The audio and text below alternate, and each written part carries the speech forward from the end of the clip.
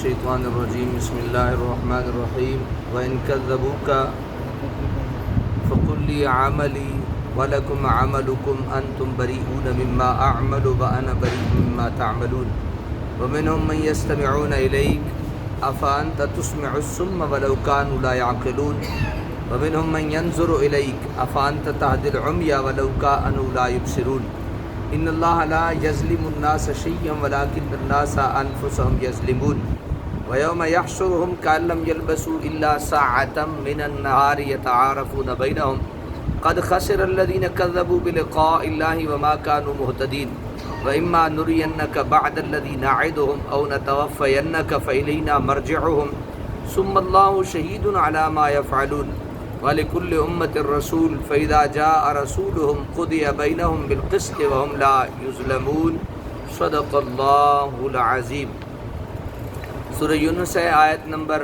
40 سے لے کر آیت نمبر 47 تک اور پارہ 11 ہے۔ وَإِن كَذَّبُوكَ، اور اگر آپ کو وہ جھٹلائیں، فَقُلْ لِي عَمَلِي، تو آپ فرما دیجئے میرے لیے میرا عمل ہے، وَلَكُمْ عَمَلُكُمْ، اور تمہارے لیے تمہارا عمل ہے، أَنْتُمْ بَرِيئُونَ مِمَّا أَعْمَلُ، تم بریء ذمہ ہو اس سے، اعملو جو میں کرتا ہوں،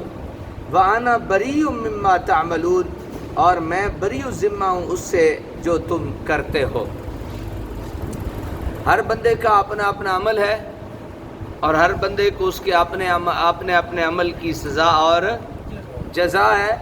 اللہ تعالیٰ فرماتے ہیں محبوب تو نے اپنا فرض پوری طرح ادا کر دیا، اگر ان روشن معجزات اور واضح دلائل کے باوجود وہ حق کو قبول نہیں کرتے تو ان کی قسمت، آپ انہیں بتا دیجئے میں اپنے اعمال کے لیے جواب دہ ہوں، اور تم سے تمہارے اعمال کے بارے میں پوچھا جائے گا، کسی کا بوجھ کسی پر نہیں لادا جائے گا۔ جو میں کرتا ہوں وہ میرا، جو میرا ابا کرتا ہے وہ میرے ابا جی کا، جو میرا دادا کرتا ہے وہ میرے دادا جی کا، جو میرے دوست احباب کرتے ہیں وہ ان کا، ہر ایک کا اپنا اپنا، سگے بھائی سے سگے بھائی کے متعلق نہیں پوچھا جائے گا، ہر ایک سے اس کے اپنے اعمال کے بارے میں سوال کیا جائے گا کہ اس نے یہ کیا اور یہ کیوں نہ کیا۔ وَمِنْهُم مَّن يَسْتَمِعُونَ إِلَيْكَ، اور ان میں سے کچھ بظاہر کان لگاتے ہیں آپ کی طرف، یعنی جب آپ واعظ و نصیحت فرماتے تو کافر اور منافق لوگ بڑا ہی غور سے آپ کی باتوں کو سنتے۔ أَفَأَنْتَ تُسْمِعُ الصُّمَّ وَلَوْ كَانُوا لَا يَعْقِلُونَ، تو کیا آپ سناتے ہیں بہروں کو، وَلَوْ كَانُوا لَا يَعْقِلُونَ، خواہ وہ کچھ نہ سمجھتے ہو۔ حضور اکرم صلی اللہ علیہ وسلم جب قرآن کریم کی تلاوت فرماتے یا کچھ واعظ و نصیحت کرتے تو کفار خوب کان لگا کر سنتے، لیکن کیونکہ انہوں نے دل کے کانوں میں تعصب اور نفرت کی روئی ٹھوس رکھی تھی، اس لیے وہ صدائے حق کو سننے سے قاصر تھے۔ ان کی مثال ایسے شخص کی سی ہے جو کانوں سے بہرا اور عقل سے کورا ہو، نہ وہ کچھ سن سکتا ہو اور نہ اشارات و قرائن سے مطلب پا سکتا ہو۔ وَمِنْهُم مَّن يَنظُرُ إِلَيْكَ، اور ان میں سے بظاہر دیکھتے ہیں آپ کی طرف کچھ، أَفَأَنْتَ تَهْدِي الْعُمْيَ، کیا آپ راہ دکھاتے ہیں اندھوں کو، وَلَوْ كَانُوا لَا يُبْصِرُونَ، خواہ وہ کچھ نہ دیکھتے ہوں۔ اسی طرح کفار حضور صلی اللہ علیہ وسلم کی طرف بڑی ٹکٹکی لگا کر دیکھا کرتے، لیکن نور حق انہیں دکھائی نہیں دیتا تھا، کیونکہ ان کے دل کی آنکھیں اندھی اور بے نور تھیں، اور نور حق کو دیکھنا ان کے ظاہری آنکھوں کا کام نہیں بلکہ دیدہ دل سے ہی اس کے جلوے دیکھے جا سکتے ہیں۔ ان اللہ لا یظلم الناس شیئا، یقیناً اللہ تعالیٰ ظلم نہیں کرتا لوگوں پر ذرہ برابر، ولکن الناس انفسهم یظلمون، لیکن لوگ ہی اپنے نفسوں پر ظلم کرتے ہیں۔ اگر کوئی ساری عمر بادیہ دلالت میں سرگرداں رہتا ہے تو اسے معرومی کا باعث وہ خود ہے، ورنہ اللہ تعالیٰ نے تو اس کی ہدایت کے لیے سارے سامان مہیر فرما دیے، انبیاء کرام کو مبعوث فرمایا، کتابیں نازل فرمائیں، اپنی قدرت کے انفسی اور آفاقی دلائل بازار ہستی کے کونا کونا میں سجا دیے، پھر بھی جو شخص اتباع حق کی بجائے اپنے نفس امارہ کی اطاعت کرتا ہے اسے اپنی معرومیوں پر اپنے آپ کو ہی ملامت کرنا چاہیے۔ وَيَوْمَ يَحْشُرُهُمْ،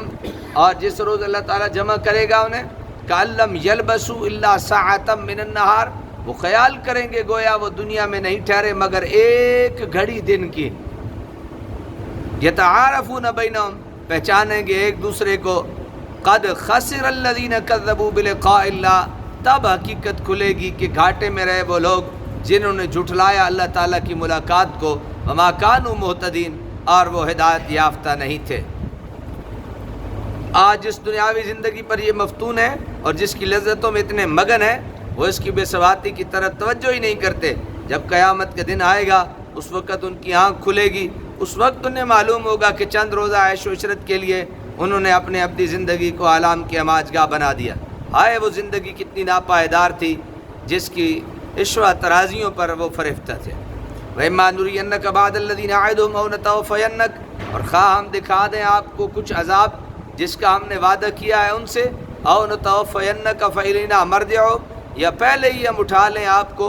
ہر حالت میں ہماری طرف ہی انہیں لوٹنا ہے۔ ثُمَّ اللَّهُ شَهِيدٌ عَلَىٰ مَا يَفْعَلُونَ، پھر اللہ تعالیٰ گواہ ہے اس پر جو وہ کرتے ہیں۔ وَلِكُلِّ أُمَّةٍ رَسُولٌ، ہر قوم کے لیے ایک رسول ہے۔ فَإِذَا جَاءَ رَسُولُهُمْ قُضِيَ بَيْنَهُمْ بِالْقِسْطِ وَهُمْ لَا يُظْلَمُونَ، پس جب آیا ان کا رسول اور انہوں نے اس کو جھٹلایا تو فیصلہ کر دیا گیا ان کے درمیان انصاف کے ساتھ، اور ان پر ظلم نہیں کیا جاتا۔ اس سے معلوم ہوا کہ کرۂ ارضی پر جہاں کئی نسل آدم آباد تھی، وہاں وحی کا نور اور ہدایت کی روشنی دے کر اللہ تعالیٰ نے کسی نہ کسی نبی یا رسول کو ضرور مبعوث فرمایا ہے۔ اللہ تبارک و تعالیٰ ہمیں عمل کی توفیق عطا فرمائے۔